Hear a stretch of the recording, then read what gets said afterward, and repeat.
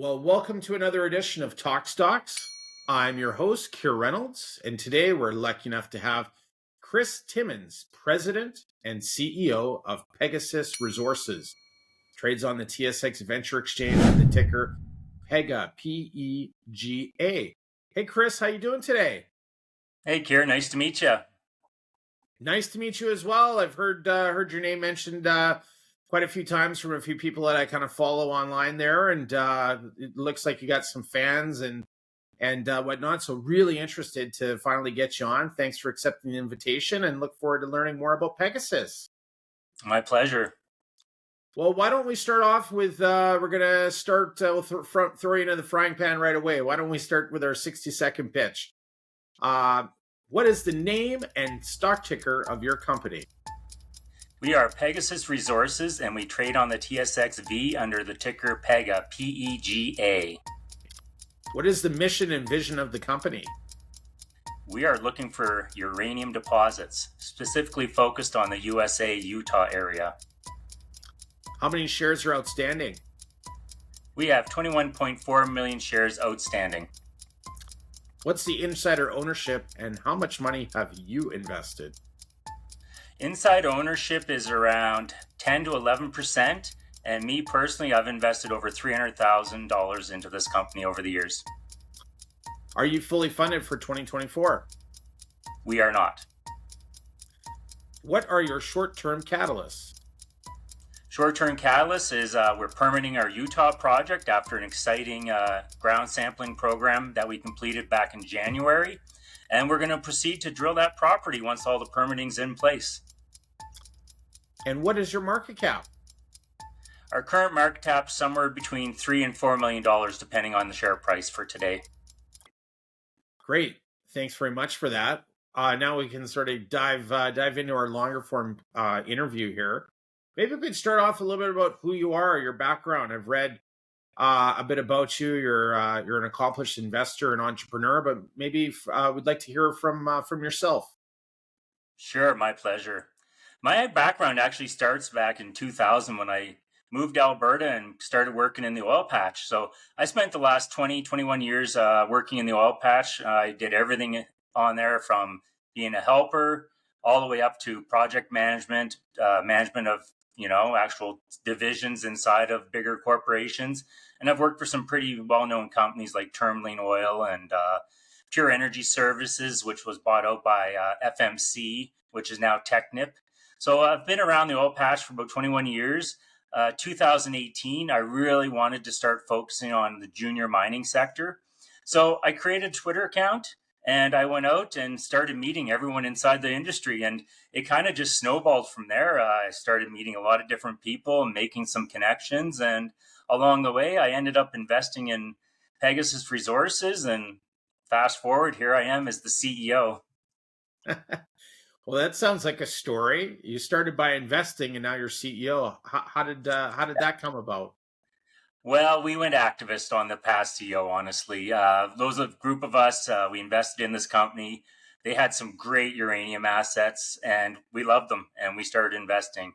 And when the management stopped listening and kind of just put their head in the sand and didn't put an effort forward, we had to decide whether we were just going to walk away from our investment or we're going to get activist and try to turn this story around.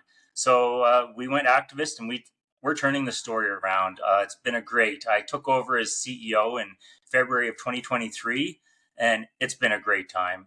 We obviously spent some time, fixing things up and really repackaging what we're doing and then presenting it to the markets. And that's really what I've been doing since I took over, is just getting out there and letting investors know what we're doing over here, letting them know we're not the same Pegasus as we were a few years ago. And we're very serious about exploration and finding uranium. Hey, excellent. Maybe moving. Thanks for giving us a breakdown on that, and congrats on the success to get into the top chair there. Maybe what are some memorable sort of business experiences that you've sort of had? Any successes or any memorable experience that you've sort of had in your sort of I guess 24 year career in sort of the oil patch and sort of managing businesses and working in them, investing in them? Anything interesting that you can remember? Oh, my 20 years in the oil patch is full of interesting stories. Most of them won't matter here, but honestly, I've just always been a goal orientated person. And every time I set my mind to something, I just go out and I execute on it. I take the small steps that lead to the big steps. And that's really what I've really focused on for my whole life. And when I got into the oil patch, I started out as a helper. And within 6 months, I was running equipment. And I just proceeded to do that all the way through my career. And I still do that today. I just execute and really focus in on what I'm doing. For me, honestly, taking over Pegasus in February of 2023 and watching how this story has really been accepted by the investors. Like the retail investors are really like what we're doing. They reach out to me all the time, complimenting me and saying that they love what Pegasus is doing and trying to do here. So really, for me, the most exciting thing in my career really has just been really what we're doing here at Pegasus. It feels really good. And I love seeing our investors, succeed. And that's what I want to do. I want to find uranium and I want to reward us all. Right. Well, a few people, I did a little homework before we've connected, and you're a sort of a favorite CEO, favorite executive of a few people out there. So it seems that you're well liked, and hey, that's half the battle right there. It's It a is, pretty tough. yes. It's a pretty tough industry sometimes, especially stepping into somebody else's sort of mess and having to sort of tidy it up. It can be sometimes hard to have the patience required in order for you to get in, really understand what's there, and then have a plan and a course of action to sort of turn things around. So I commend you with that. Maybe while we're kind of talking a bit about Pegasus, and that's what we're here to do today, maybe you could give us a bit of an overview on what the company's sort of all about.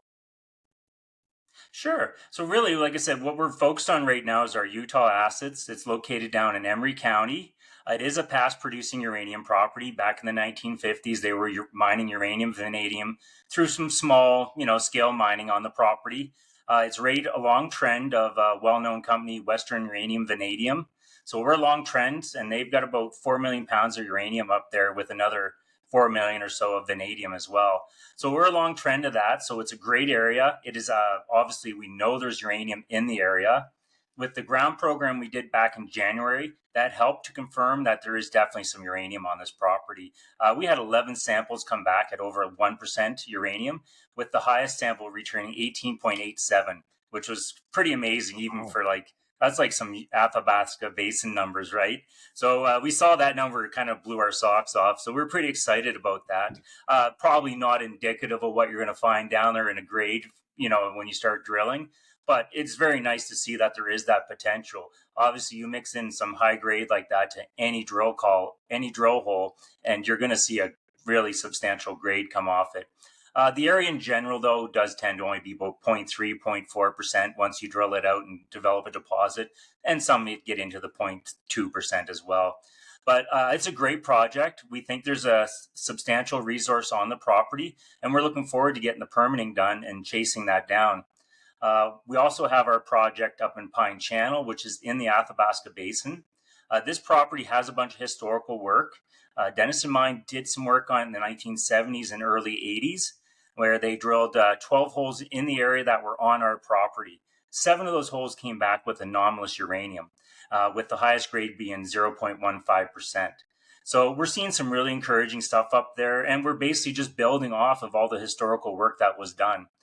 We are going to go up to the property this summer and do a gravity survey, which will just help us, hone in on some more drill targets there. We did have a drill permit on this property. We're in the process of extending that drill permit so we can have it valid going into 2025. And as things move along, we probably will look at trying to get up there in, February, March of next year and try and drill this project as well, funds permitting, of course. And then we do also have another small project in BC, which is a copper and gold project. We got 3 properties there. We're not really worrying about that project for 2024. The properties are in good standing, so we don't have to do any work this year. But we will probably get up there in 2025 and just get a small program going. And eventually we'll look to do something with these properties, whether that's a spin out or an option JV type situation. We're not sure yet. But we're going to monetize this property somewhere down the road, whether that's inside Pegasus or out. But that's pretty much what we have going on for our. especially with what's going on with the U.S. and how they've just recently, I guess, sanctioned Russia, and there's a ban on sort of Russian uranium, which is Mhm. starting to take place here in the next 60 to 90 days. And there's a real lack of U.S. production. I would imagine you're probably going to be pretty focused on your Energy Sands project in Utah. Is that correct? That's very correct. Yes. When we saw what was going on with the Russia uranium ban that's coming down the line, we knew that Utah might be a great place to really focus our efforts. And some of the nice things about hard rock uranium is honestly, like as we're really coming into a situation where trained and skilled people are becoming harder and harder to find. And I think we're going to see that starting to affect growing domestic production or growing production in general for uranium. I mean, the industry is very technically, we need technical expertise in the industry. The last 10 years, a lot of that expertise we're not growing. We just didn't have any new people come into the industry. So we're actually at a position right now where we need to bring new blood into this uranium sector and get these people trained up. And I think with that happening and the Russia uranium ban kicking in, if it ends up that Russia pulls away and we lose access to their process refining resources, we're going to see a situation where we really have to accelerate refining inside the USA. And part of that's going to be domestic feedstock for these refiners. And I think we're going to see a situation where hard rock will come into favor because it's very quick to get it going. You can get a mine started up and running fast. The only thing that holds it back with hard rock is all the red tape. So if you can pull out some of that red tape, we can start mining uranium on these hard rock assets in Utah and other states around the USA really quick. And all it takes is pulling out the red tape and getting to work. And the technical needs are a lot less than, say, ISR, where you have to have like some really highly trained people to go in there and model all this stuff, to monitor everything, to create all the proper, fluids that are needed to pump in and make sure the process of recovering the uranium from those fluids is done properly. So I see an opportunity for hard rock in the coming years where it's going to come into favor just because of how quick it is to get it into production and how low skills you need to actually do that. So that's kind of where I'm banking on hard rock, and it's more of a long-term play, but our goal is to really just get as many pounds in the ground as we can through exploration and discovery. And when that time comes, we're hoping to be ready with pounds to put into the market. So, in terms of, you talked a little bit about a neighbor in the same sort of region and the type of resource they have.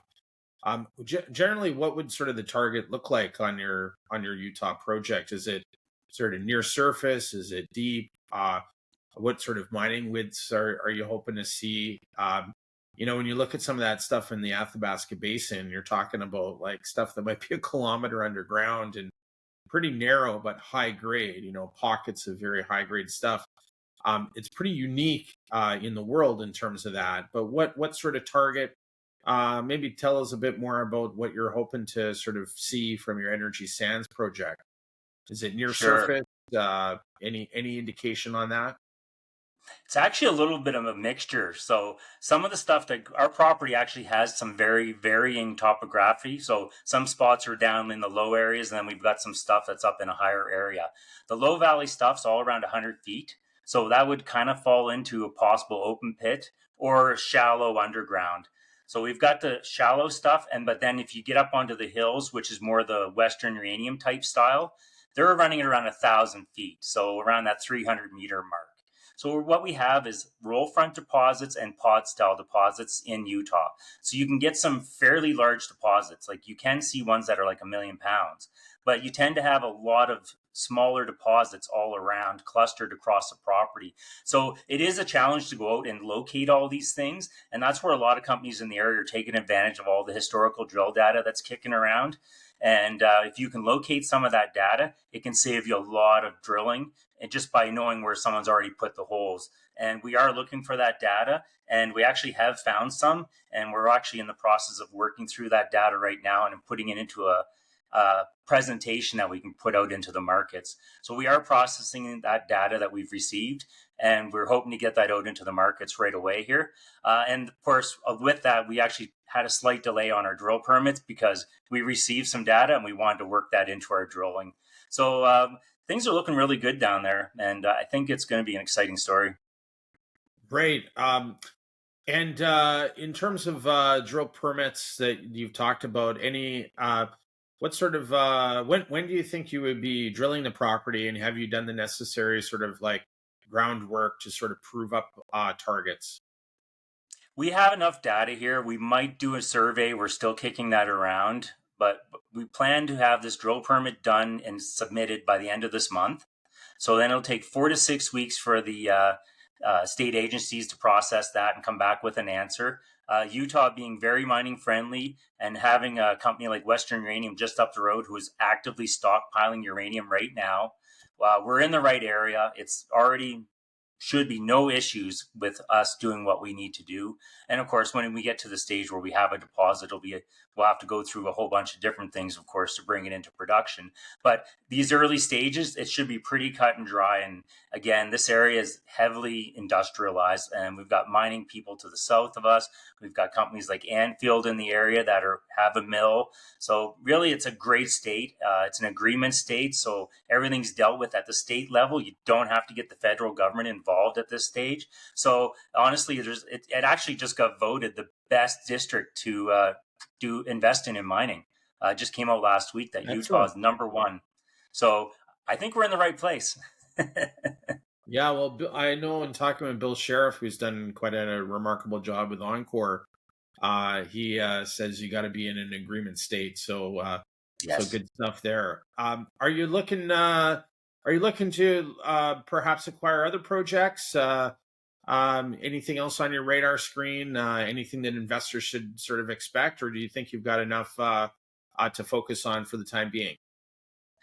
Energy Sands isn't a large enough project that we can focus on it and still, keep active and possibly bring, a substantial resource into the market with some drilling. But we will keep looking. If the right opportunity presents itself, we will definitely take it. Having a larger footprint in Utah is something I'd like to do. It's just got to be the right deal, and it's got to be worthwhile for everyone involved. And it's hard right now to find those good deals, but I think there's some out there, and we're tracking them down. And if we find one, we'll definitely take advantage of it. Do you get a chance to go down on site? I haven't been down there yet. It is on my list of things to do, and it's something I'm looking to do either here in June or July. I'm going to be heading down there. I want to go around, take a walk through the property, and again, if we find something interesting, I'll go down and check it out too. And tell me a little bit about your team. What are some of who's your VP of exploration? We don't have a VP of exploration yet. What we do have, though, is we've got a very strong advisory board and board of directors. As far as the geology side goes, we've got a Mr. Derek Strickland, who's got over 30 years in the mining industry. He's very proficient at writing 43101s. He understands all the stuff to do with mining regulations. Very strong geologist to have on board our team when it comes to project development and projects looking for new and interesting projects. On our advisory board, we've got Mike Magrum, who's got over 50 years in the industry. He was part of the Northwest Territories Mining Advisory Board. He was part of PDAC as a director, as well as Derek Strickland was a PDAC director. We've got Jody DeRouge, who's very well known in the uranium sector, as Yeah. also he's well known in the lithium sector because Yes. Jody's the one that put those properties in the Patriot Metals, and we all know how that's worked out for investors. Yeah. Yeah, Yes. no, honestly, Jody's the one that picked these properties, and he picked great properties for this company. Like, that's what I fell in love with, was when I saw these uranium properties, I was like, I want these properties. Like, as an investor, I wanted to be part of this. And it went a little farther than we intended, and I'm now the CEO, but we've got great properties, and we just want to get out there and work them. So DeRouge, he's got a great geological sort of consulting business. So is that who's sort of been helping you in terms of coming up with plans to on how you would eventually advance the projects and assist in sort of the work? That's correct. Yeah, we use Jody and his team up here in Athabasca Basin Project, as well as down in Utah. They have a division out of Colorado, I believe it is. Think I'm getting the right state. Sorry, guys. But yeah, the Trevor and Jacob down there, they've been great to work with. They did our ground program out there in January and brought back some great samples for us. And they're putting together a drill permit actively right now. Hey, excellent. So part of the right recipe for moving these things along is also working, making sure that you get in front of the right people. Are you guys doing any sort of like marketing or IR sort of initiatives, any events or roadshows that or any conferences you're attending? So far, I've been doing all the marketing ourselves. We actually haven't hired out any of it. So any of these interviews you're seeing and stuff, they've been all set up through me or through, someone who knows the interviewer. And that's how I've been doing a lot of this stuff. So really, so far, all the IR has been done in-house. Eventually, some point down the road, we're going to reach a point where we need to get some outside help. And when that point comes, we have been in talks and we do have people that we have on the sidelines that we can bring in. So we are looking into it, and it will be part of our program down the road. Excellent. Well, thanks for answering some of those questions. Like, why don't we switch gears a little bit? Um, let's talk cap table and sort of financial stuff. So, it sounds like you have a pretty good tight cap structure right now. Maybe you could just go over that one more time. Sure, yeah. So we've got 21.4 million shares outstanding and fully diluted of around 30 million.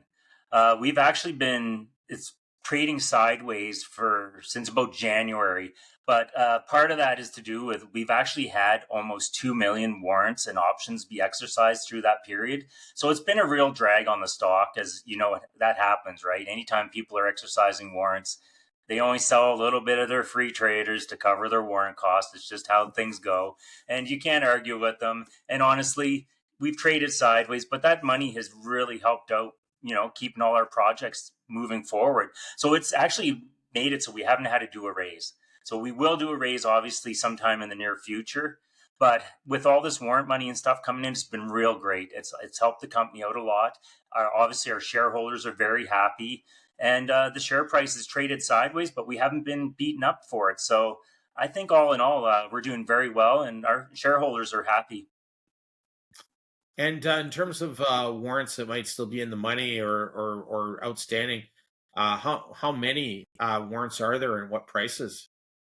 So we've got some 20 cents, which I don't think we'll see come into the market anytime soon, as in like the next couple of months. At the 12 cent, we have about just around 1.1 million, but insiders own majority of those. So I don't think you'll see them coming out. And if you do, obviously you'll see the CDR filings to show that's been happening. Right. Okay. And what's the sort of breakdown of the rest of your cap table in term? You mentioned before there's about 10 or 11% insider ownership. Is there Yeah. any? Are there any sort of institutions and any other sort of close sort of family, friends, strategic investors? Anybody that you're able to sort of like talk about? We've got a few. So basically, what we're looking at here is around 70% of our floats actually in retail hands, and then the other 30 is in family, friends, insiders, and some large holders.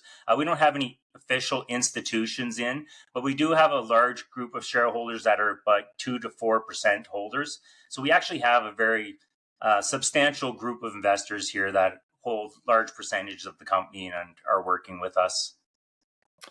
What's your thoughts on insider buying? You think it's overrated, or you think it's important for investors to see when considering investing in a microcap? Coming from the retail side into the CEO side of things, I still think insider buying is very important. I love to see it when I was a retail investor looking from the outside in, and being in the CEO's position. I've been buying open market. I've averaged myself down. My original share price average was way higher than it is now. I was closer to 75 to 80 cents. And now I've got myself down into the 45-cent range. So I'm actually still upside down in my own stock. Right. Well, I guess maybe some more insider buying will help get that down even more. Um, Yep. what were the so you participated? What were the terms of some of the previous financings? Do you remember?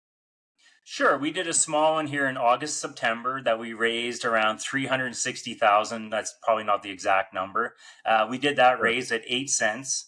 And that's, of course, the 12-cent warrants that we're seeing here coming out into the market through January and February, March. And then we did a second raise that closed late December. And that one was for $640,000, with 200,000 of that being flow through dollars. that we're going to be using up in Pine Channel this summer for that gravity survey we discussed earlier. And then we raised another 4 something, of course, in hard dollars. And those warrants are all priced in the 20-cent range and 28-cent for the flow through. Okay, great. And how much cash was sort of last disclosed? 370,000 was our last cash disclosed, and we're pretty close to that still. We're not spending a lot of cash right now unless we have to.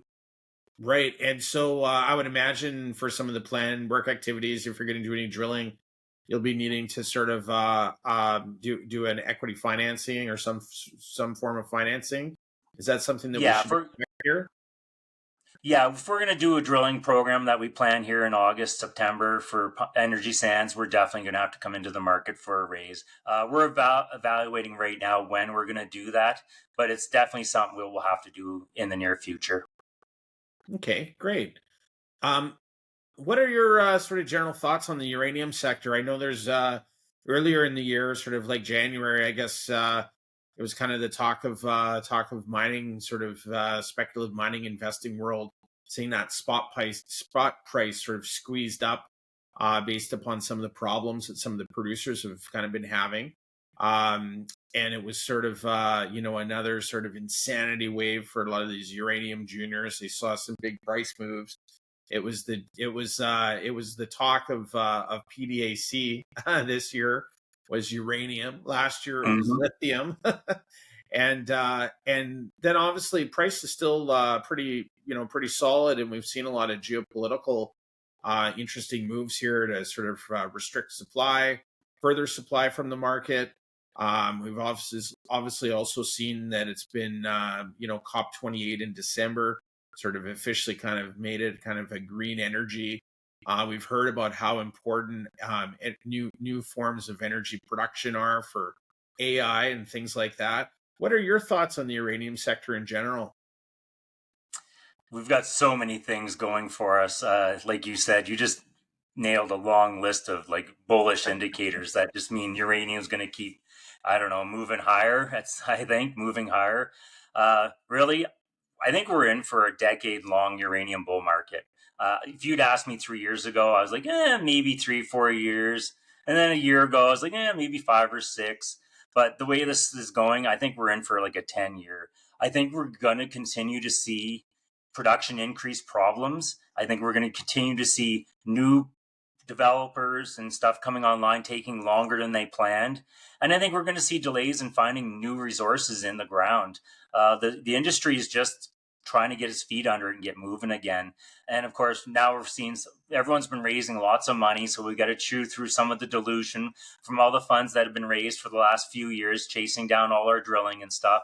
So I think we're in a bit of a consolidation phase here right now, which I think will work out for everyone in the long run. Just get through this. And we all know the supply is just going to be lacking to catch up to demand for a long time to come.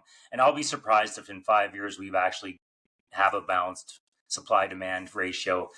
It'd be pretty amazing if we do, but I think it's going to take a lot of drilling, a lot of work, and it's going to take a lot of money to get this uranium supply story caught up to match demand that's coming down the line. And like you said, AI, that's just a catalyst that no one expected. Like I've been talking about AI coming into the market and stuff for several months now, and I didn't expect it to be as huge as this. Like they're talking about nuclear reactors, like multiple nuclear reactors for one data center. That's Yeah, crazy.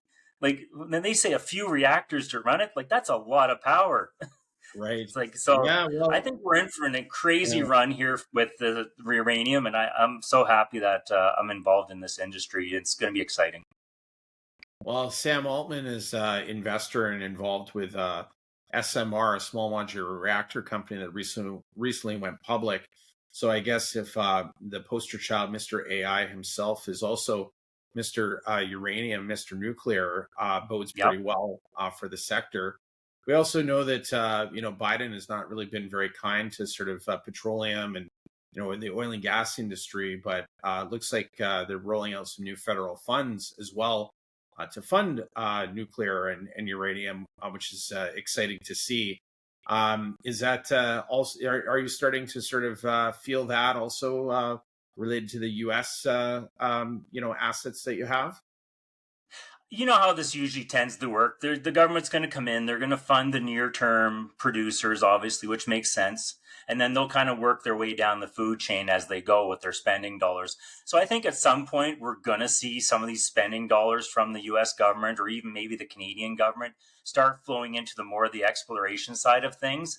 But I don't know if that's going to happen this year. It'd be great if it did. But I think for the near term, we're going to see a lot of that funding just really try to get this development stories pushed and get them moved into production, which is great for the industry. We really need this, and any kind of help. Not a big fan of government getting involved, but if they're willing to throw some money our way and get these projects going, I won't complain. Excellent. And you're a pretty active investor. You got an active Twitter. I follow. I think we've had a couple of back and forth sort of previously. So any other names other than Pegasus that you like out there? Any other executives that you might want to make mention of that we should be following? I really haven't been trading much for the last year and a half. I'm just starting to dip my toe back in here over the last few weeks. It almost seems like we're starting to get a little more excitement back into the commodity sector, and I'm starting to see the retail crowd wake up a little bit. So I really haven't put much money into the markets other than obviously Pegasus Resources. But there is a small oil company I'm getting involved with that I think investors should keep an eye on. TTG is the ticker. And then there's a copper story that's kind of caught my attention over the last week, MMA, Midnight Sun. I really haven't done all my diligence on it yet, but it seems like a Right. very interesting project. So really, that's the only things I've been dipping my toe into lately as far as investing world goes. Well, I also got somebody that was bugging me quite a bit on Midnight Sun. So Ah, probably a different person. So it looks like they got some momentum going. Again, haven't done any DD, but hope to have them on the program. Um, Tell me a little bit more about the energy company. I think you were announced as a director recently, were you not? it was just this week, actually. Just this early this week. Uh, it's funny. I've been following the story for several years. It was a gold company originally, and that's when I started following it just as a retail investor. And then, of course, I was in contact with the company. And then, some point back in 2022, they put out an announcement they were going to pivot into oil. And of course, being an oil and gas guy, that caught my attention. And when I saw what they were trying to do with their deal with Crovero, I was very interested. I didn't buy any more at that point, but I definitely kept them on my radar, and I've been following the story. So I've seen some news come out a couple weeks ago. It looked like they're starting to really wake up and get active again. So I reached out, got in touch with the company, and fast forward, I ended up joining the board of directors. Well, it wasn't something I'd planned, but it was just a great opportunity. And when the opportunity presented itself to get in and just kind of help these guys move their story along, I thought I'd take advantage of it and jump in. It's a nice story. They're heavy oil up in Alberta here, so my home province. So I And they came got on some as a cash flow, director. right? They got a bit of Sorry? cash flow. They're They're producing. cash flow positive. Obviously, they're not bringing in like hundreds of thousands of dollars or anything, but it's actually a junior that's cash flow positive with a market cap of under 3 million. So very Wow. interesting story. Very early days. They've pretty much been in stealth mode for the last 2 years. So they've been just letting the story kind of develop, putting together some plans and stuff. But they're ready to come out and start telling the story. And that's kind of what they brought me on for, is just to kind of help get the word out there and get some marketing and stuff done for them. Excellent. So what's a typical day look like for you? Get up around 5:30 in the morning, go through read the news and stuff like that. I like to keep up on what's happening in the industry, go through all the news releases that are coming out for the day, have a coffee, of course, and then I get on the phone. I'm usually got about 2 hours, 3 hours every day of phone calls just to catch up on what we're already doing and stuff like that, and some new meetings and stuff. And then I spend the rest of the day just kind of doing other things that need to get done, really, to get Pegasus moving and uh, Now, just keep busy. were you recently at the Metals Investor Forum? I was, yep, You're in yep. Vancouver, so you're doing a little bit of traveling as well.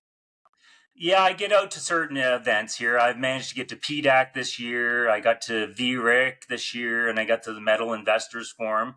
And then we've got an AGM coming up here in June where I'll be in Vancouver for that. So if any investors are in the area and they want to set up a meeting, anytime after June 18th in the afternoon or onward, I'll be around, set up some meetings with people. So I'll probably be there for about 3 days or so. And then, of course, we'll hit a few other conferences through the year. What's your Twitter handle so people can follow or reach out to you?